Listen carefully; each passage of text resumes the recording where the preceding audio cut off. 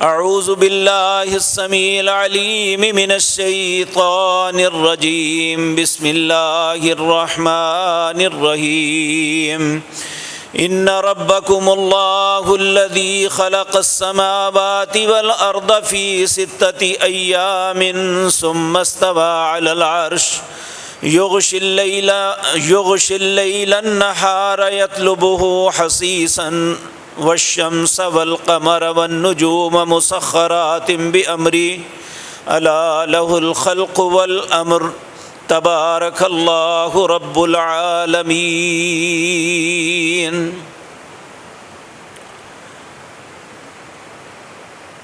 حضرات محترم،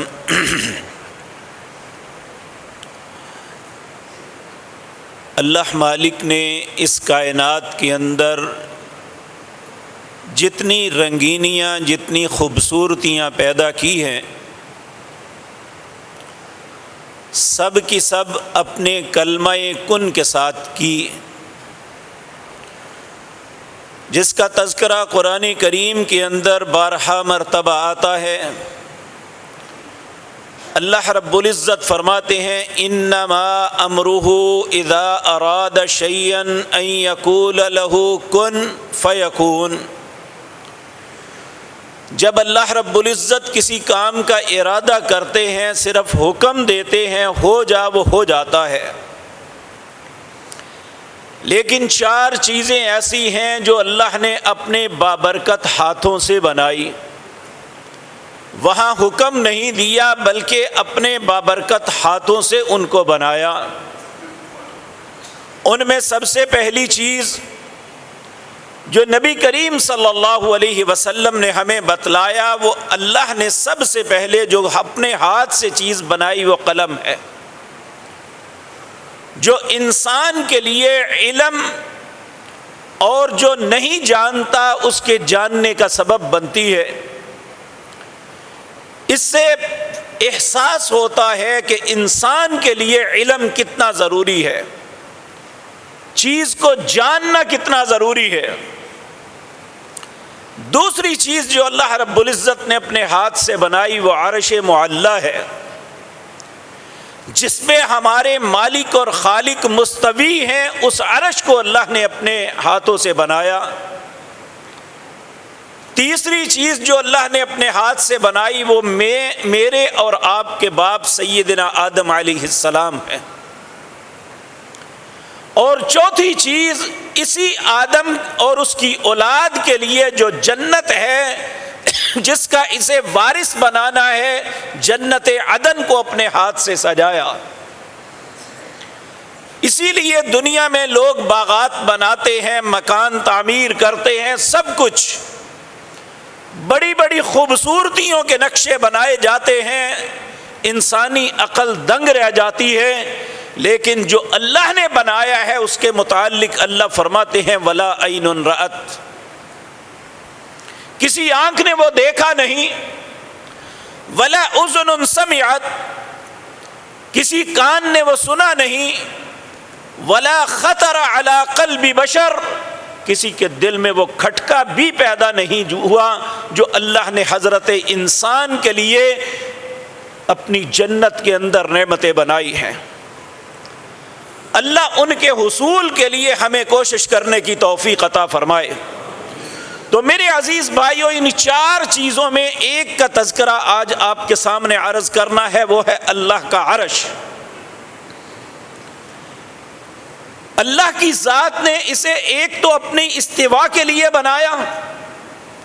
اور دوسرا قیامت کے دن بعض لوگوں کو اللہ اس عرش کا سایہ نصیب کریں گے۔ وہ کون خوش نصیب ہوں گے اور وہ کتنا سخت وقت ہوگا، اس کا تذکرہ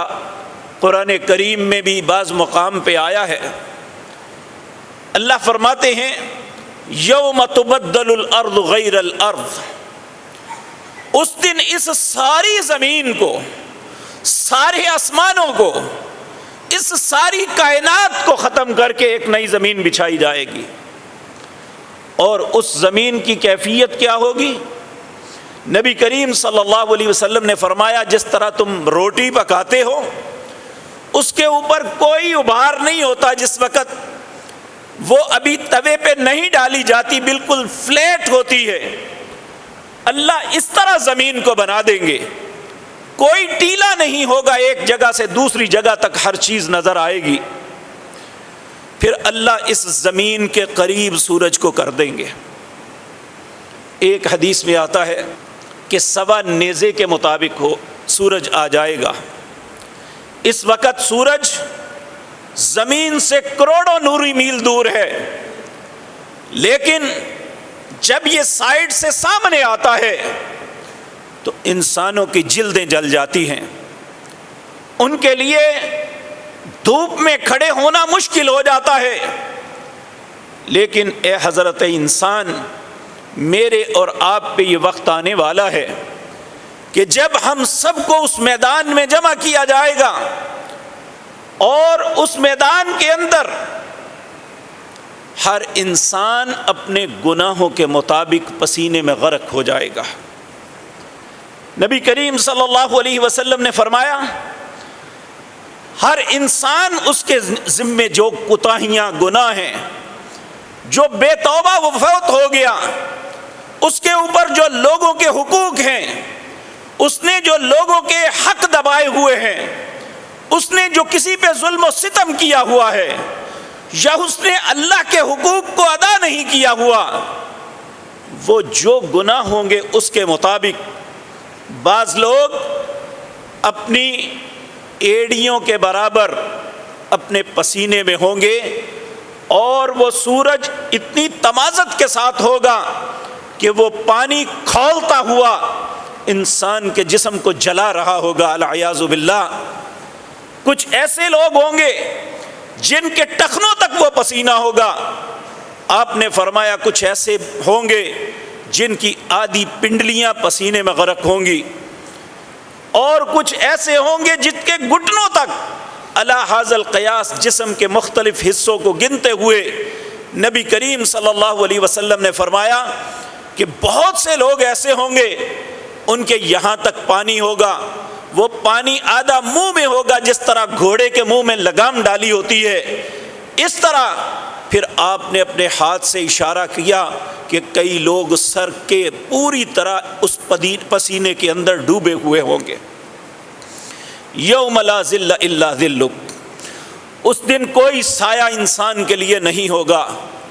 اگر کوئی سایہ ملے گا تو صرف اللہ رب العزت یا اس کے عرش کا سایہ ہوگا، اور یہ عرش کتنا عظیم ہے۔ نبی مکرم صلی اللہ علیہ وسلم سے سیدنا جابر رضی اللہ تعالی عنہ روایت کرتے ہیں کہ کچھ فرشتے ایسے ہیں جنہوں نے عرش کو اٹھایا ہوا ہے۔ تو نبی کریم صلی اللہ علیہ وسلم نے ایک دن عرش کی عظمت کا لوگوں کو بتانے کے لیے کہا، مجھے اجازت دی گئی اللہ کی طرف سے کہ تم لوگوں کو بتاؤ کہ عرش اٹھانے والے فرشتے کتنے عظیم ہیں۔ تو کہا،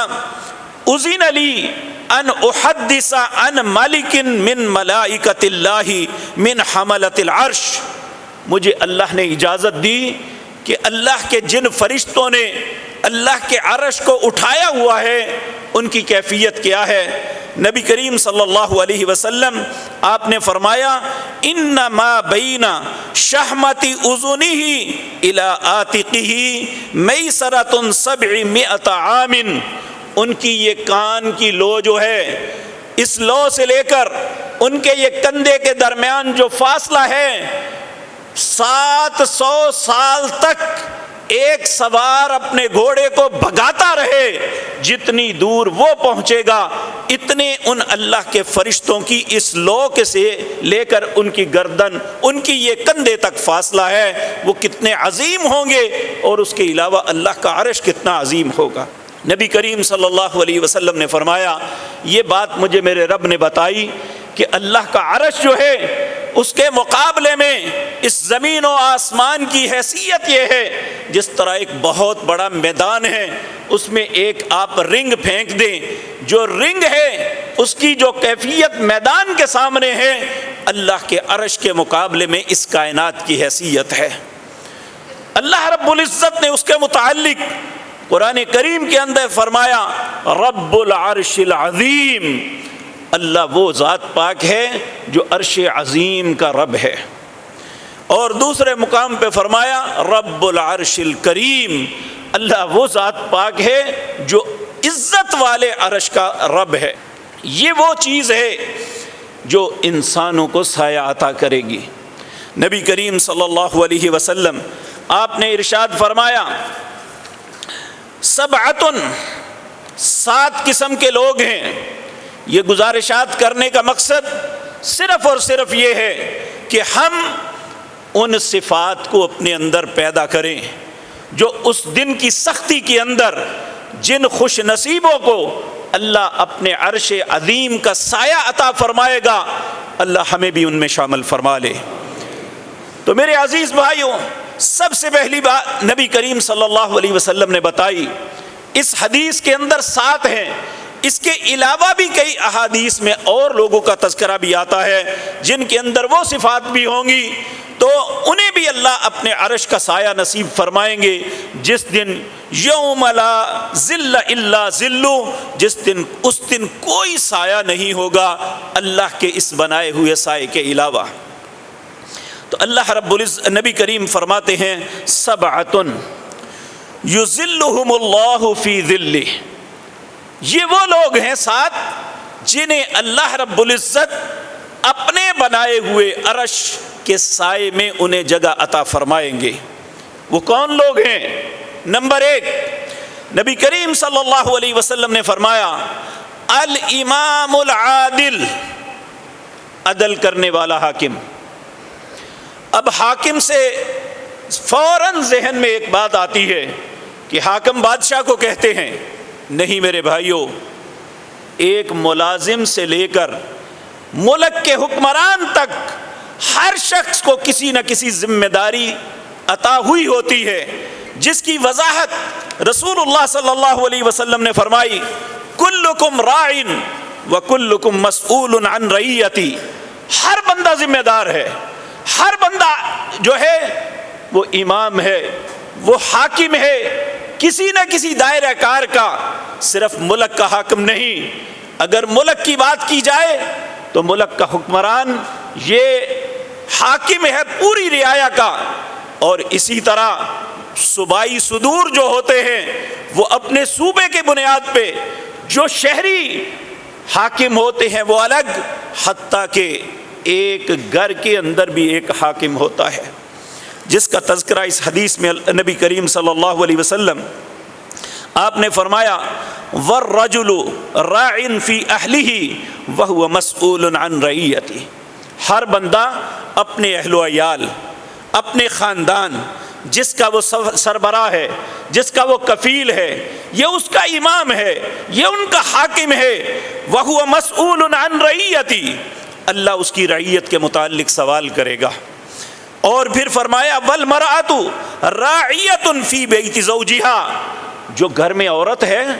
وہ بھی امام ہے، وہ بھی حاکم ہے، کس کی؟ اپنے خامد کی اولاد کی،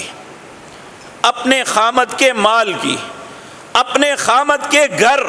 اس کی عزت و عصمت کی، یہ حاکم ہے۔ اور نبی کریم صلی اللہ علیہ وسلم نے فرمایا وَمَسْئُولَةٌ عَنْ رَعِيَّتِهَا، اس عورت سے اس کے دائرے کار کا سوال کیا جائے گا۔ اور پھر فرمایا یہ جو گھر میں خادم ہوتے ہیں، ملازم ہیں، کام کرنے والے ہیں، فیکٹری کے اندر مزدور ہیں، دکان کے اندر سیل مین ہیں، علی ھذا القیاس کسی دفتر کے اندر کام کرنے والے ہیں، ان کے متعلق بھی فرمایا والخادم راع، خادم بھی ذمہ دار ہے، کیونکہ اسے جو ذمہ داری دی گئی ہے اس میں مالک کا مال، اس کے کام، اس کے امور، اس کا وہ ذمہ دار ہے، اس میں اسے عدل کرنے کا حکم ہے۔ اگر وہ عدل کرے گا، پھر فرمایا وَكُلُّكُمْ رَاعٍ وَمَسْئُولٌ عَنْ رَعِيَّتِهِ۔ پھر اسی طرح نبی کریم صلی اللہ علیہ وسلم نے ایک ایک بندے کے متعلق یہ بات ارشاد فرما دی کہ یہ نہ سمجھو کہ امام صرف حاکم کو کہتے ہیں، آپ کو بھی اللہ نے کچھ ذمہ داریاں عطا کی ہیں۔ ہم دیکھتے ہیں کہ عدل بعض اوقات باپ اپنی اولاد کے ساتھ نہیں کرتا، اپنی بیٹیوں کا حق مار کے بیٹوں کو دے دیتا ہے، یا ایک بیٹے کو زیادہ دوسرے کو کم دیتا ہے۔ نبی کریم نے ویسے نہیں فرمایا۔ ایک شخص 70 سال تک عبادت کرتا رہے، اس نے کوئی کبھی گناہ نہیں کیا، صرف مرتے وقت اپنی اولاد کے حق میں غلط وصیت کر جاتا ہے، جہنم کے گہرائی میں 70 سال تک جا گرتا ہے، العیاذ باللہ۔ اسی طرح ماں ہے، ماں کا بھی حق ہے کہ وہ اپنے خامد کی عزت اور اپنی عصمت جو اس کی ملکیت ہے اس کا خیال رکھے۔ آج ہمیں سبق یہ پڑھایا جاتا ہے کہ عورتیں اپنے حقوق کے لیے انہیں کوئی ضرورت نہیں، نہ اپنے خامد کی بات ماننے کی، نہ اپنے باپ کی بات ماننے کی۔ یاد رکھیں دنیا میں تو یہ سرکشی کر لیں گے، لیکن قیامت کے دن اللہ کے عرش کے سائے سے محروم ہو جائیں گے۔ اسی طرح میرے بھائیوں، نبی کریم صلی اللہ علیہ وسلم نے فرمایا جو عدل کرنے والا ہے، چاہے وہ کسی بھی سطح پہ حاکم ہے، وہ باپ ہے تو اولاد میں عدل کرتا ہے، وہ بیوی ہے تو گھر والوں میں عدل کرتی ہے، وہ خادم ہے تو اپنے مالک کے مال میں عدل کرتا ہے، اس کے ساتھ دیانتداری کے ساتھ کام کرتا ہے، وہ شراکت دار ہے تو ایک دوسرے کے ساتھ شراکت میں عدل کرتے ہیں۔ اسی طرح ایک SHO، ایک تھانے دار، ایک سپاہی سے لے کر IG تک، اور ایک DC سے لے کر ملک کے بڑے سے بڑے عہدے دار تک، اور ایک ممبر اسمبلی سے لے کر بلکہ ایک محلے کے ممبر سے لے کر صدر مملکت تک جو عدل کرے گا، نبی کریم صلی اللہ علیہ وسلم نے فرمایا اللہ کے دائیں طرف نور کے ممبر اللہ بچھائے گا، اللہ عدل کرنے والوں کو اپنے ساتھ بٹھائے گا۔ اور اس کے برعکس امام الظلوم، جو امام ظالم ہے، جو عدل نہیں کرتا، جو اس کے خلاف بالکل چلتا ہے، اس کے ساتھ معاملہ کیا ہوگا؟ لا یکلمہم اللہ یوم القیامۃ ولا ینظر الیہم ولا یزکیہم ولہم عذاب علیم۔ اللہ نے قیامت کے دن اس کی طرف دیکھے گا بھی نہیں، اللہ اس کے ساتھ کلام بھی نہیں کرے گا، اللہ اسے پاک بھی نہیں کرے گا، بلکہ دردناک عذاب میں ڈالے گا۔ میرے بھائیوں، یہ عہدے لینے بڑے آسان ہیں، ان پہ بیٹھ کے مزے لوٹنے بڑے آسان ہیں، لیکن اس کی جواب دہی بڑی مشکل ہے۔ سیدنا عمر رضی اللہ تعالی عنہ، آپ ایک عادل حاکم تھے، رات کو نیند نہیں آتی تھی، حالانکہ آپ کی رعایا میں ایک بھی شخص ایسا نہیں تھا جنہیں سیدنا عمر سے شکایت ہو کہ انہوں نے میرے ساتھ عدل نہیں کیا، لیکن اس کے باوجود اتنے فکر مند تھے کہ اللہ کی عدالت میں جا کے مجھے اس معاملے میں جواب دینا پڑ گیا تو پھر کیا کروں گا۔ میرے عزیز بھائیو، ہم بھی جس سطح پہ بیٹھے ہوئے ہیں اس معاملے میں بالکل بے خوف ہیں، اور ہمارے دلوں میں شوق بھی نہیں ہے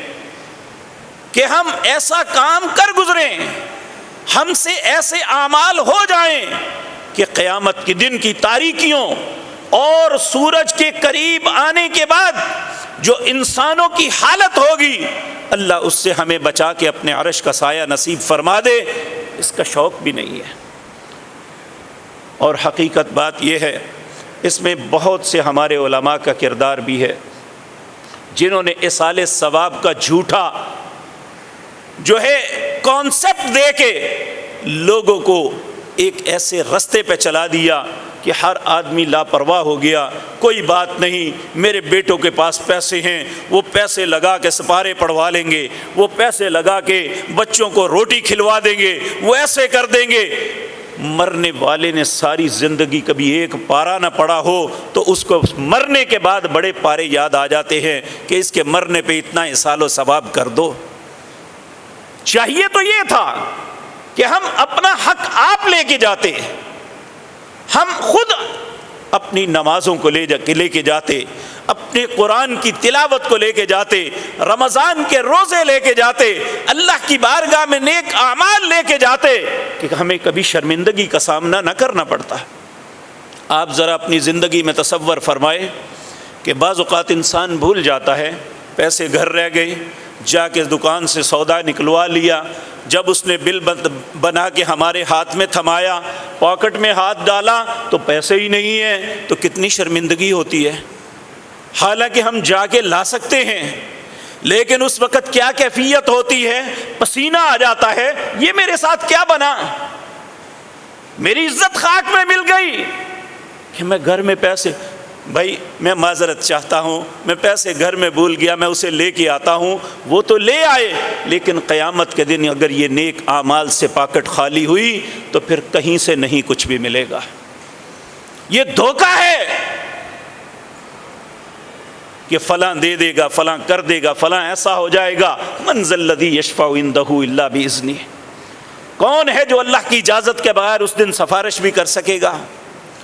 اور کتنے بد نصیب ہوں گے، فما تنفعهم شفاعۃ الشافعین، سفارش کرنے والے کریں گے بھی تو اللہ ان کی سفارش کو قبول نہیں کریں گے۔ تو میرے عزیز بھائیو، پہلا وہ خوش نصیب ہے الامام العادل، عدل کرنے والا امام، اللہ رب العزت اس کو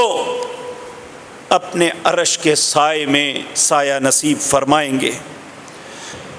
میرے بھائیو، ایک ہوتا ہے کسی کے ساتھ ناانصافی کرنی، ایک ہوتا ہے کسی غلط آدمی کے ساتھ چلنا۔ آدمی غلط ہے، اس کا وہ حق نہیں ہے، جس کے لیے وہ لڑ رہا ہے، ہمیں وہ شہادت کے لیے لے جاتا ہے یا ہمیں اپنی پروٹیکشن کے لیے لے جاتا ہے کہ تم میری مدد کرنا، میرے حق میں بات کرنا کہ میں بڑا صحیح آدمی ہوں، تو ہم اپنی رشتہ داری نبھانے کے لیے، اپنی دوستی نبھانے کے لیے، اور سمجھتے بھی ہیں کہ جھوٹ بولا جا رہا ہے پھر بھی کرتے ہیں، تو یہ بھی عدل کے خلاف ہے۔ اللہ رب العزت نے فرمایا یا ایھا الذین آمنوا، اے لوگو جو ایمان لائے ہو، کونوا قوامین بالقسط شہداء للہ، اللہ کے لیے گواہی دینے والے گواہی دینے کے لیے کھڑے ہو جاؤ، بالقسط، انصاف کے ساتھ۔ کس کے خلاف دینی ہے؟ ولو علی انفسکم، وہ گواہی اگر اپنے خلاف بھی دینی پڑے تو کھڑے ہو جانا۔ اللہ تو ہم سے یہ تقاضا کرتے ہیں، اور عدل کا تقاضا بھی یہ ہے۔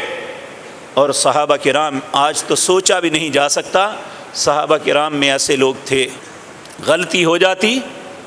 تو چین نہیں آتا تھا، بھاگتے دربار نبوت کی طرف، جا کے کہتے اللہ کے رسول مجھ سے غلطی ہو گئی، مجھے سزا دیجیے، تاکہ اسی حالت میں مر گیا تو اللہ کی بارگاہ میں کیا جواب دوں گا۔ تو میرے عزیز بھائیوں، نبی کریم صلی اللہ علیہ وسلم کی زندگی میں ایک واقعہ ایسا ہوا، سیدہ عائشہ صدیقہ رضی اللہ تعالی عنہ فرماتی ہیں، بنو مخزوم قبیلے کی ایک عورت نے چوری کی جس کا نام فاطمہ تھا، اس نے چوری کی، نبی کریم نے چوری کا اللہ نے حد لگائی ہے، والسارق والسارقۃ فاقطعوا ایدیہما، چور مرد ہے یا عورت، اس کا ہاتھ کاٹ دو۔ نبی کریم نے اللہ کے حکم کو لاگو کر دیا۔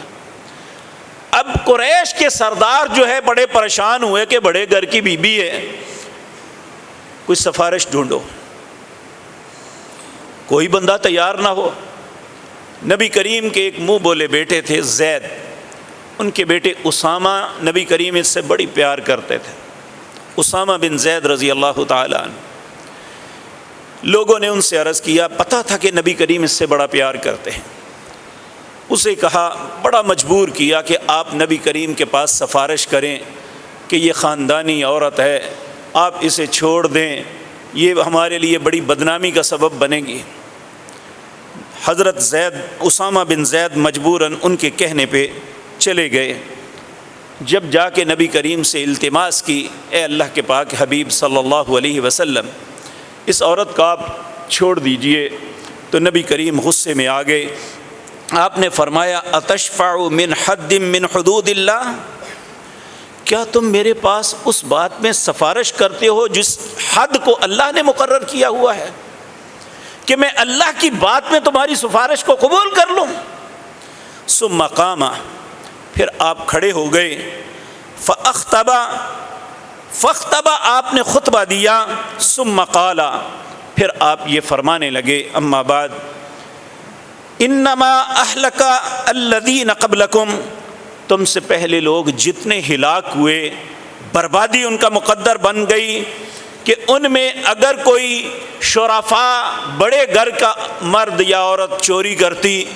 اس پہ کوئی حد نہیں لگاتے تھے، اگر غریب پکڑا جاتا تو اسے فوراً گھسیٹتے، پوری طرح یہ سارا کرتے۔ پھر آپ نے فرمایا میرے پاس تم فاطمہ جو بنو مخزوم کی بیٹی ہے اس کی سفارش لے کے آئے ہو، لو ان فاطمہ بنت محمد صلی اللہ علیہ وسلم لقطعت یدہ،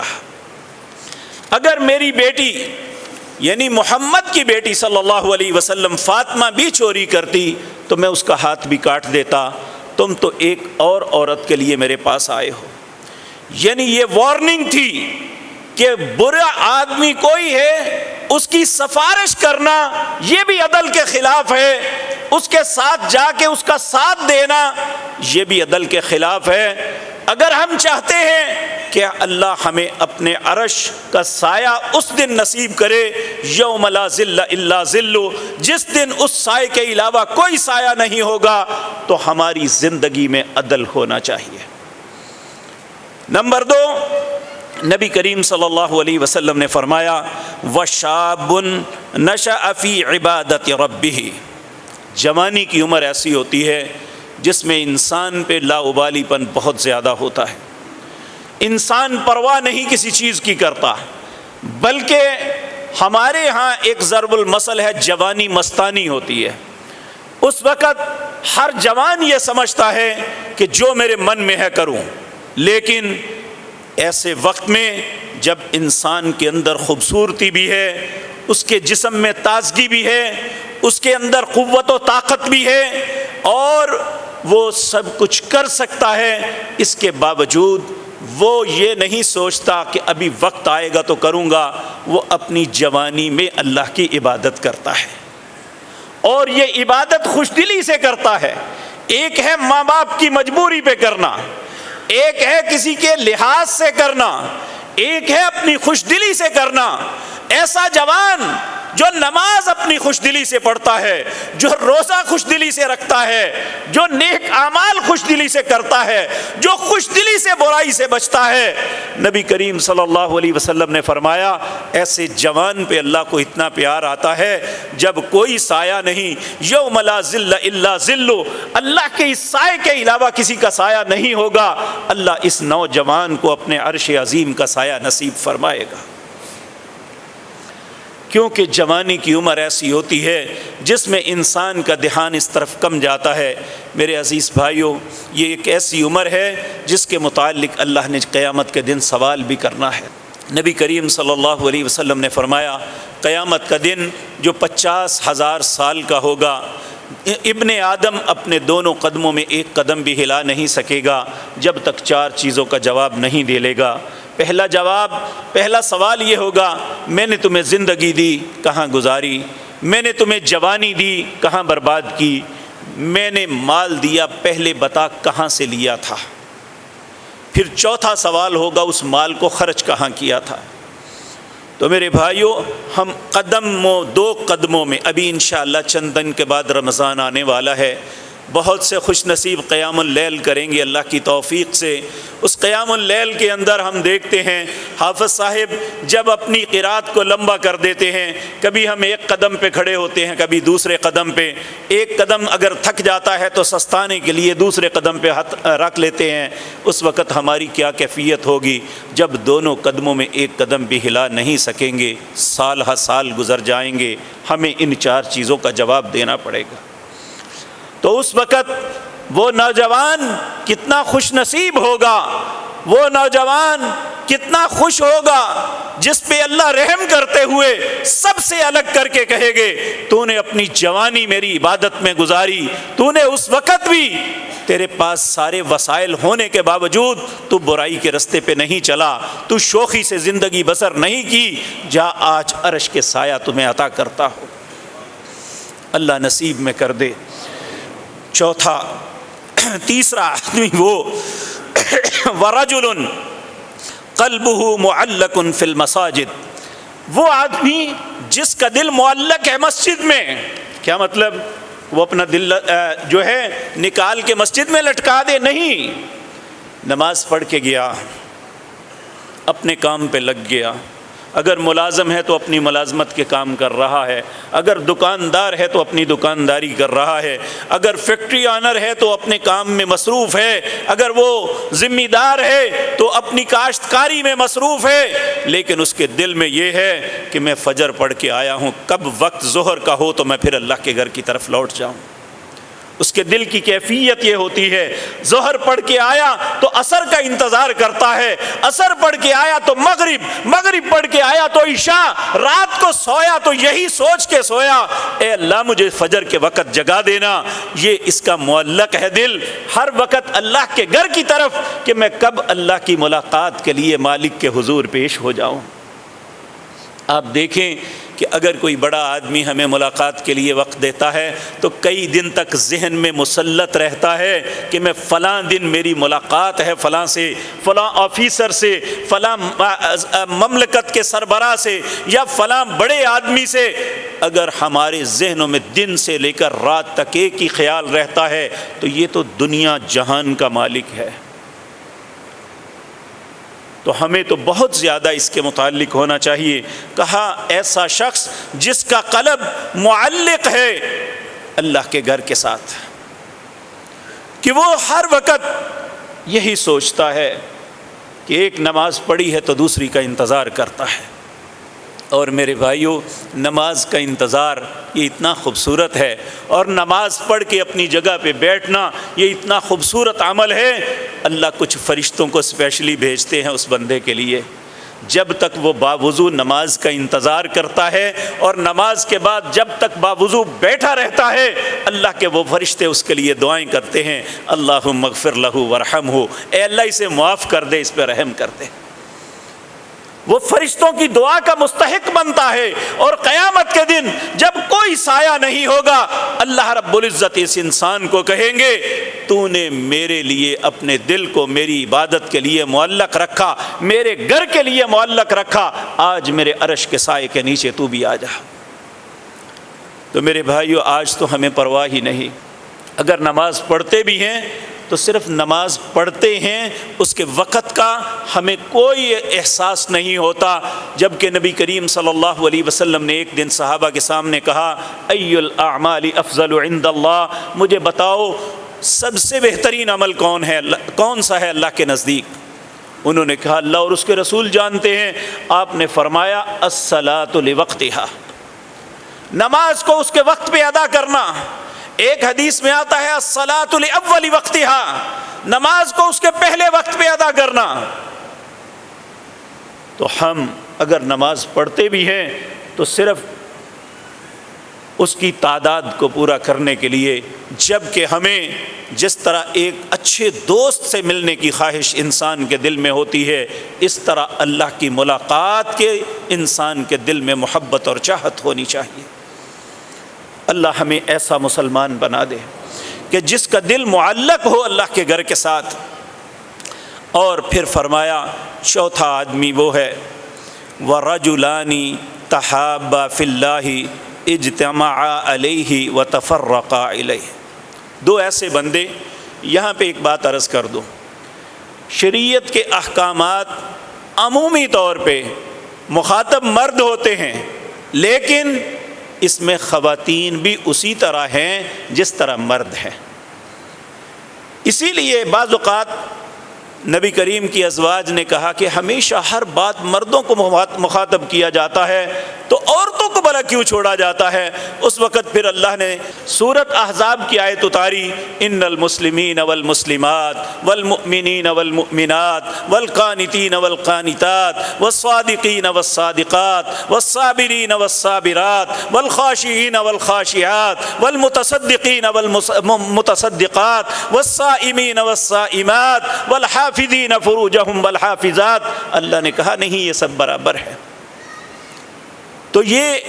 خواتین کو یہ نہیں سمجھنا چاہیے کہ یہ جو باتیں ہو رہی ہیں شاید یہ صرف مردوں کے لیے ہیں، ہم خواتین کے لیے یہ سب کچھ نہیں ہے۔ اگر ہم بھی عدل کریں گی، اگر ہمارا دل بھی معلق ہوگا نماز کے لیے، اگر ہم بھی یہ معاملات کریں گی تو انشاءاللہ اللہ رب العزت ہمیں بھی یہ، آپ کو بھی یہ عظیم منصب عطا فرمائے گا۔ اب بات ہے محبت کی کہ دو آدمی ایسے جو اللہ کے لیے محبت کرتے ہیں۔ محبت لفظ ایسا ہے جس کا کانسیپٹ ہمارے ذہنوں میں غلط ہے، جبکہ اسلام کے اندر محبت کرنا فرض ہے، لیکن کس سے؟ بیٹا اپنی ماں سے محبت کرے، باپ اپنی بیٹی سے محبت کرے۔ تو میرے بھائیوں، اسلام میں محبت فریضہ ہے، لیکن یہ محبت اللہ کے لیے ہونی چاہیے۔ جس سے اللہ محبت کرنے کی اجازت دیتے ہیں اس سے کرے، جس سے اللہ بات کرنے کی بھی اجازت نہیں دیتے اس سے محبت یہ اسلام حرام قرار دیتا ہے۔ تو ایسے دو مسلمان جو کسی سے محبت اس لیے کرتے ہیں، یہ نمازی آدمی ہے، یہ ایک سچا انسان ہے، یہ ایک عدل کرنے والا ہے، یہ خدا ترس ہے، اس لیے میں اس سے محبت کرتا ہوں، یہ مجھے خیر کی بات بتاتا ہے اس لیے میں اس سے محبت کرتا ہوں۔ اور محبت تو اللہ کرواتے ہیں۔ جب ایک آدمی اچھے کام کرتا ہے، دنیا میں اچھا کردار ادا کرتا ہے، ایک دن اللہ رب العزت جبریل کو بلاتے ہیں، اے جبریل ادھر آؤ۔ جبریل حاضر ہوتا ہے، لبیک یا رب العالمین، اے دونوں جہانوں کے مالک حاضر ہوں۔ تو اللہ جبریل سے کہتے ہیں، جبریل میں فلاں انسان سے محبت کرتا ہوں۔ تو وہ کہتا ہے، اللہ میرے لیے کیا حکم ہے؟ کہا جبریل تم بھی اس سے محبت کرو۔ تو پھر جبریل سارے فرشتوں کے سردار، وہ سارے فرشتوں میں جا کے کہتے ہیں، اے ملائکہ، اے فرشتوں کی جماعت، میرے رب نے مجھے حکم دیا ہے کہ میں فلاں شخص جو زندگی اللہ کے حکم کے مطابق گزار رہا ہے، جو اللہ کی اطاعت اور فرما برداری میں گزار رہا ہے، اللہ کہتے ہیں میں اس سے محبت کرتا ہوں، مجھے بھی حکم ہوا ہے میں اس سے محبت کروں، اور اے فرشتوں میں تمہارا سردار ہونے کی حیثیت سے تمہیں حکم دیتا ہوں کہ اللہ کے اس بندے، اللہ کی اس بندی کے ساتھ تم بھی محبت کرو۔ تو نبی کریم نے فرمایا پھر اس کے اثرات دنیا میں آتے ہیں، اللہ لوگوں کے دلوں میں اس نیک انسان کی محبت ڈال دیتے ہیں۔ اور آپ آج دیکھ لیں، اس گئے گزرے دور میں بھی ایک سچے انسان سے لوگ محبت کرتے ہیں، ایک باکردار انسان سے لوگ محبت کرتے ہیں، ایک نمازی کو دیکھ کے اس سے محبت کرتے ہیں، ایک خیر کی دعوت دینے والے سے لوگ محبت کرتے ہیں۔ وگرنہ خود غرضی کی انتہا یہ ہے، کسی کو کوئی غرض نہیں کسی کے ساتھ بیٹھے، لیکن جو اچھا انسان ہے اس کے پاس بیٹھنا فخر ہوتا ہے۔ تو میرے عزیز بھائیوں، اس لیے جو اچھا ہے اس سے نفرت نہ کرو، جو نیک ہے وہ غریب ہے یا امیر، وہ خوبصورت ہے یا آپ کو نہیں اچھا بھاتا، لیکن اس کا کردار تو خوبصورت ہے، ہمیں اس سے محبت کرنی چاہیے۔ تو کہا جو شخص وَرَجُلَانِ تَحَابَا فِي اللَّهِ، جو دو لوگ اللہ کی محبت میں ملتے ہیں، اس لیے گیا کہ فلاں شخص کو مل کے آؤں، وہ بڑا نیک آدمی ہے۔ ایک مرتبہ نبی کریم صلی اللہ علیہ وسلم نے فرمایا، ایک شخص اپنے کسی عزیز دوست کو ملنے کے لیے ایک سفر پہ جا رہا تھا، اللہ نے ایک فرشتے کو انسانی روپ میں بھیجا، اس کے پاس جا کے کہنے لگا بھائی کہاں جا رہے ہو؟ کہنے لگے فلاں شخص کو ملنے جا رہا ہوں۔ کہا اس کا کوئی تیرے اوپر احسان ہے؟ کہا نہیں۔ کہا اس کے ساتھ تیرا کوئی کام ہے؟ کہا نہیں۔ تو پھر کیوں جا رہا ہے؟ کہنے لگا میں صرف اس لیے جا رہا ہوں، وہ ایک نیک انسان ہے، اچھا مسلمان ہے، اور اس کی نیکی کو مد نظر رکھتے ہوئے میں اس سے محبت کرتا ہوں، اس کی ملاقات کے لیے جا رہا ہوں۔ تو وہ فرشتے نے کہا مجھے اللہ نے بھیجا ہے تیرے امتحان کے لیے، اگر تو اللہ کے لیے اس کے ساتھ محبت کرتا ہے تو اللہ تیرے ساتھ محبت کرتے ہیں۔ اس لیے میرے عزیز بھائیوں، ہمیں بحیثیت مسلمان اس لیے دوسرے کے ساتھ محبت کرنی چاہیے کہ وہ ایک اچھا مسلمان ہے، وہ ایک اچھا انسان ہے، وہ ایک اچھے کردار کا انسان ہے۔ اچھے انسان سے نفرت نہ کریں، وگرنہ قیامت کے دن اللہ کے عرش کے سائے سے محروم ہو جائے۔ اگر ہم چاہتے ہیں کہ اللہ کے عرش کا سایہ مجھے مل جائے، تو پھر ہر مسلمان کو ایسے مسلمان سے محبت کرنی چاہیے جو اللہ سے محبت کرنے والا ہے، جو اللہ کی عبادت کرنے والا ہے، جو لوگوں کی خیر خواہی کرنے والا ہے، جو حقوق العباد کو پورا کرنے والا ہے۔ ہمیں ایسے انسان سے نفرت نہیں کرنی چاہیے، ہمیں اس سے محبت کرنی چاہیے، یہ ہمارے مفاد میں ہے۔ اللہ رب العزت قیامت کا دن ہوگا، اللہ رب العزت فرمائیں گے، نبی کریم نے فرمایا این المتحابون بجلالی، وہ جو میرے جلال کی وجہ سے ایک دوسرے سے محبت کرتے ہیں وہ کہاں ہیں لوگ؟ کچھ خوش نصیب اٹھیں گے اور اللہ کی بارگاہ میں حاضر ہو کے کہیں گے اے اللہ تیری ذات کی وجہ سے ہم فلاں فلاں سے محبت کرتے تھے۔ تو اللہ رب العزت فرمائیں گے الیوم اذلہم فی ذلی یوم لا ذل الا ذلی، آج کا دن وہ ہے جس دن کسی قسم کا کوئی سایہ نہیں سوائے میرے سائے کے، اور المتحابون فی جلالی لہم فی منابر من نور یغبطہم النبیون والشہداء، اللہ انہیں نور کے ممبر عطا کریں گے جسے دیکھ کے شہداء اور انبیاء بھی فخر کریں گے کہ اللہ نے انہیں کتنا عظیم مقام دیا۔ اس لیے میرے عزیز بھائیوں، محبت صرف غلط معنی میں نہیں، وہ جو لفظ عشق ہے اس کا اسلام میں کوئی تصور نہیں ہے، نہ قرآن کی کسی آیت میں اس کا تذکرہ ہے، نہ رسول اللہ کی حدیث میں کسی کا تذکرہ ہے کہ جو عشق لفظ ہے یہ ایک بدماشی کا لفظ ہے، یہ ایک غلاظت کا لفظ ہے۔ محبت جو ہے یہ ایک ایمان کی علامت ہے، کہا من احب للہ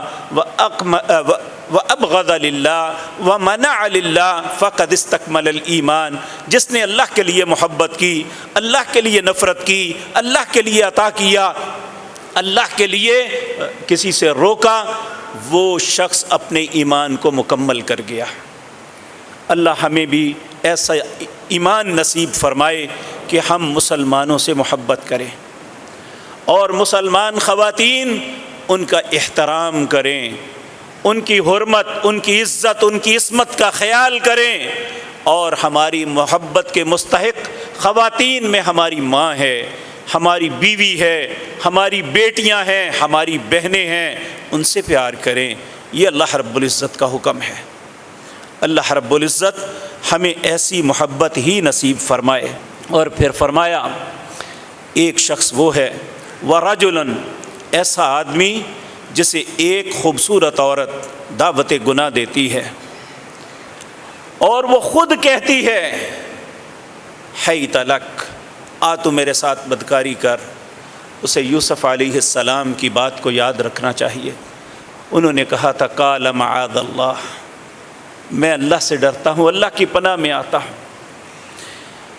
اللہ اکبر۔ جو شخص ایسے وقت میں